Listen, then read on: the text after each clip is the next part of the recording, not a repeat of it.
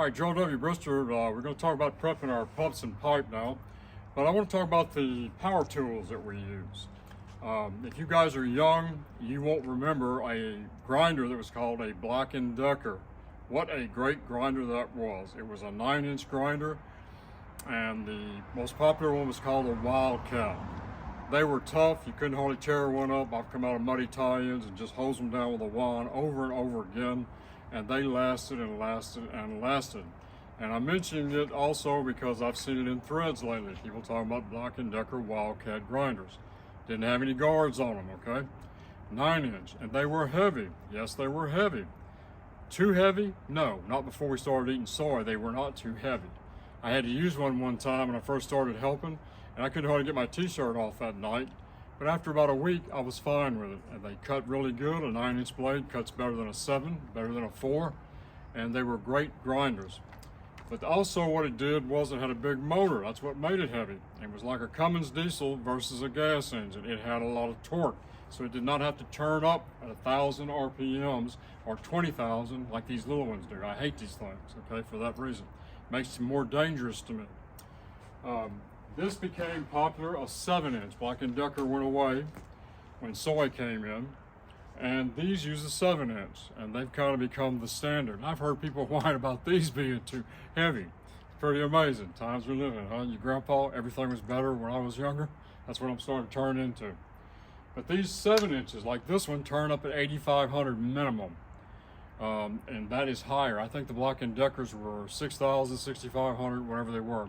But they had the big motor, had the torque, they didn't have to wrap up as much. When you get a smaller engine, like a 4-cylinder car, you hear them coming down the road, they're all jacked up. This one is 11,000 minimum.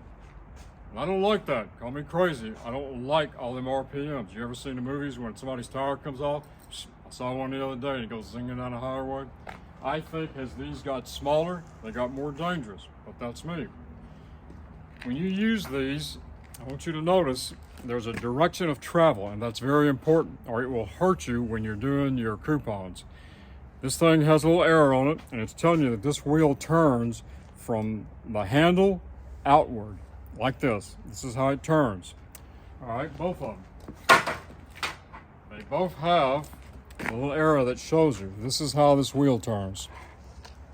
If you use it in the opposite direction, particularly this one, this scares me worse than a grinder. Everybody's all the time talking about a grinder guard. These wire wheels and these wires will come off, and they'll go 20 feet. I've had one stick me in the neck walking 20 foot away from somebody buffing. And the faster these things go, the worse it is. Years ago, I had to watch a safety film for Brown and Root. And in that safety film, one of these wires came loose, hit a guy in his pupil.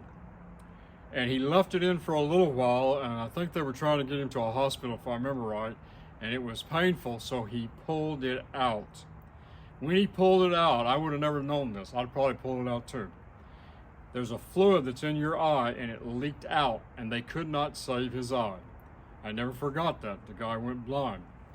If you try to buff with these, when we're buffing our coupons against your bevel, you want it to turn so that it's scooping this away with that arrow. If you turn it the other way, it's going to catch under this lip and it's going to kick this thing out of your hand. It's going to sprain your wrist and it's going to jump. I did that one time, one of these. I got in a hurry and I was trying to cheat a little bit and I got it turned the wrong way and that thing caught and it threw this thing out of my hand about 10 foot because of the high RPMs and because I had it the angle wrong. If you're buffing rust in here, you want that wheel to turn from the top into this and out again. That's the safe way. So practice with it a little bit if you're not familiar on a table. Same way with your grinder. If you use this grinder inappropriate, it'll kick you back. If you're grinding on your pipe, if you're grinding your bead, you want this handle to always be close to the pipe. If you're on top, you want to step there close to your pipe. If you get in the side, you don't want to be straight in because that thing will start bumping, especially as you try to go lower. It'll kick this grinder back out on you. You want to always keep that handle close to the pipe. I'm Gerald W. Brister, and that's your grinder tips.